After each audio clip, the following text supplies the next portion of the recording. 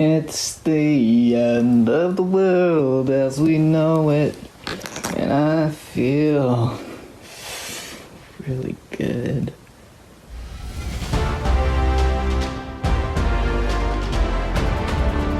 Breaking news today as we and the whole wide world is talking about the shootings at the Catholic Church in Minnesota.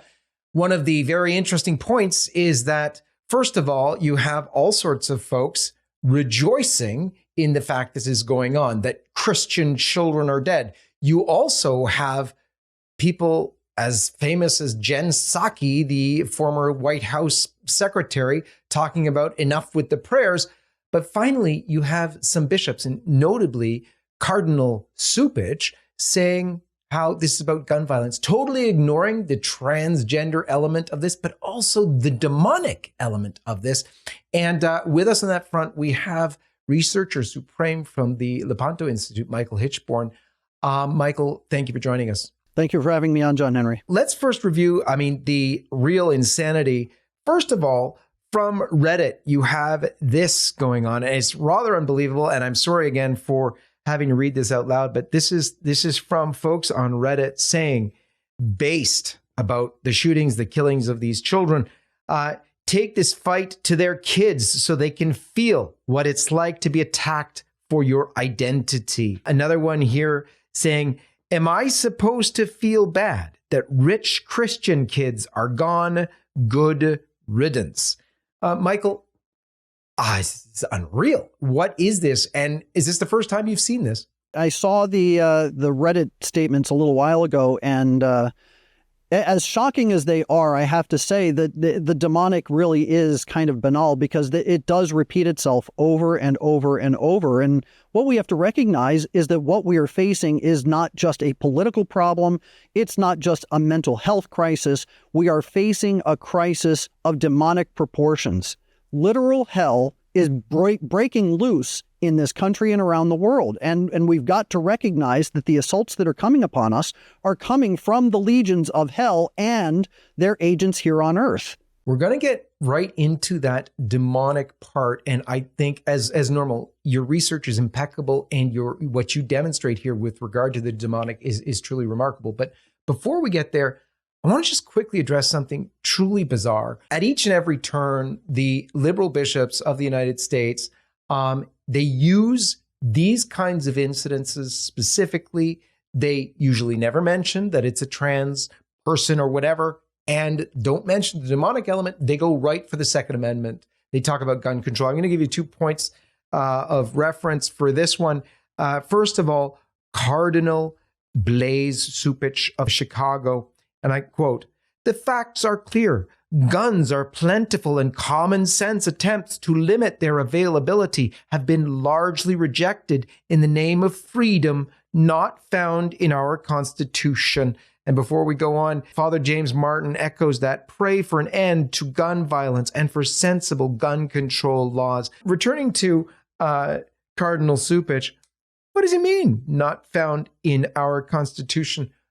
Doesn't the Constitution say something about guns? It's literally right there in the Second Amendment. So I'm not entirely sure where he's getting his history and his civics lesson, but it certainly wasn't from authentic, real, true sources, especially the Constitution itself. Now, what's truly stunning to me, and well, it's stunning from a proper Catholic perspective, but when you consider Cupich and James Martin, SJ, it's not stunning at all, because their histories are all pro-LGBT, and this T in particular has been over and over and over again suspect in these mass shootings.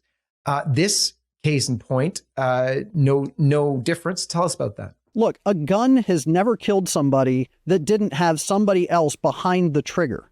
So what we have to talk about is the person holding the weapon that does the actual deed of killing somebody. And this idea, or the problem of transgenderism leading to violence, goes back to antiquity. Just from a philosophical standpoint, you look at what happens. Somebody who does violence to nature is going to become an actual agent of violence itself.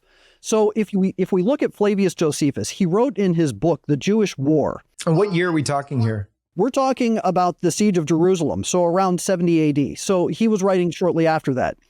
And he's talking about the situation in Jerusalem as the siege is taking place. This is what he said. With their insatiable hunger for loot, they ransacked the houses of the wealthy, murdered men, and violated women for sport. They guzzled their loot, washed down with blood, from mere satiety, they shamefully gave themselves up to effeminate practices, plaiting their hair and putting on women's clothes, drenching themselves with perfumes and painting their eyelids to make themselves attractive. They copied not merely the dress, but also the passions of women, devising in their excess of licentiousness unlawful pleasures in which they wallowed as in a brothel. Thus they entirely polluted the city with their foul practices. Yet, though they wore women's faces, their hands were murderous. They would approach with mincing steps, and whipping out their swords from under dyed cloaks, they would impale passers-by. So what Flavius Josephus here is giving us is a statement of the mindset of those who are so perverse that they would actually identify with something that is not their biological sex. So if we're going to see violence of this nature in the ancient world, and since human nature doesn't change, it stands to reason that what we're witnessing right now is the very same violence done to nature by these individuals being enacted as violence and random acts of violence upon the civilization. So if we want to see a real change taking place and an end to this kind of violence, we don't need gun control. We need LGBT control, where we actually suppress the entire movement and declare that these people are dangerous to civilization. The mental health crisis that this is really about needs to be addressed in the biggest way. And I think most people can understand that and would agree. Even those who went down that road before and thought they were doing a good thing, I think a lot of them have turned the corner and realized, oh my gosh, we're actually aiding and abetting a severe mental illness, which is actually harming people.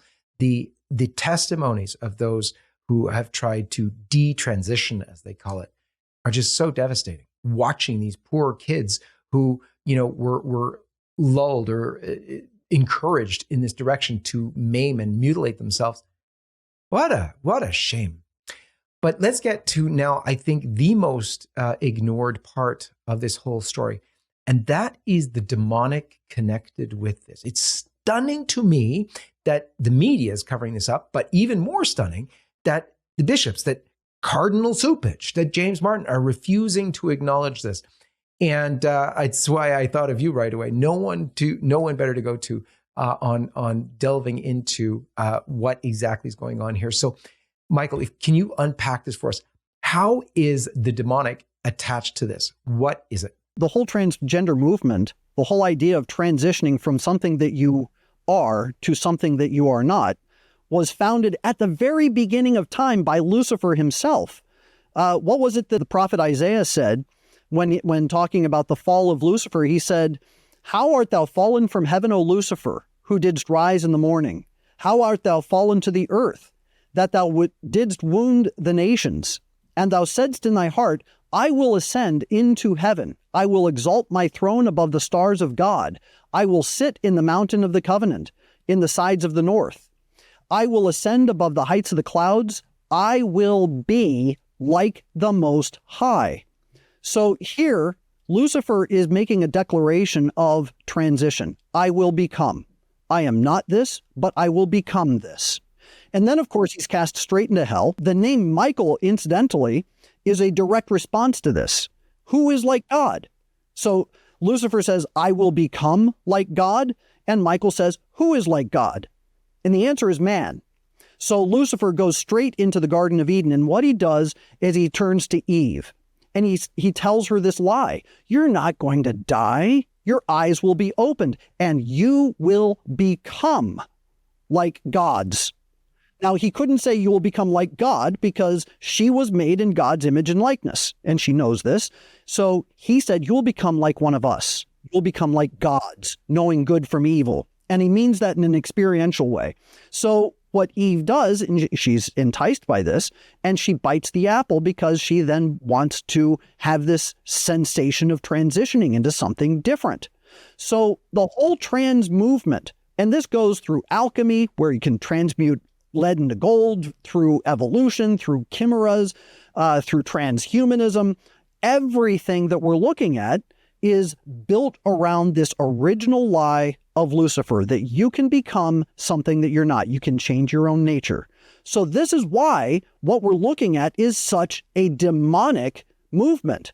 It is rooted in Satanism, very clearly. And in practice, this Robert, now who calls himself Robin Westerman, is also that you could say pretty clearly seems very much possessed by the devil.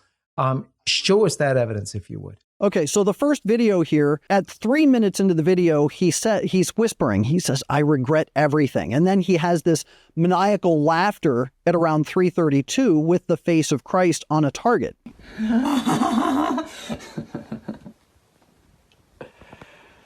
Why the maniacal laughter? And, you know, there's a almost like a juxtaposition between two personalities as he's going through this video. Because if you go to 7 minutes and 20 seconds, he whispers, "Help me, I don't want to be here." Then out loud says, "Well, you're here," and then whispers again, "F you, F you." Help me, I don't want to be here. Well, you're here.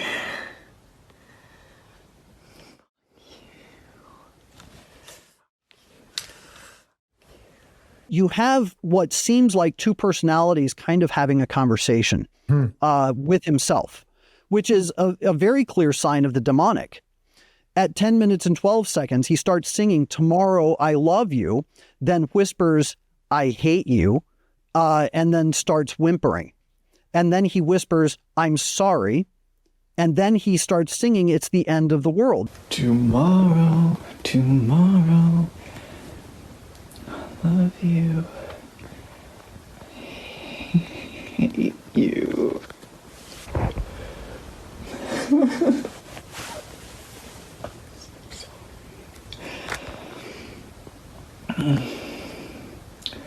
It's the end of the world as we know it, and I feel really good.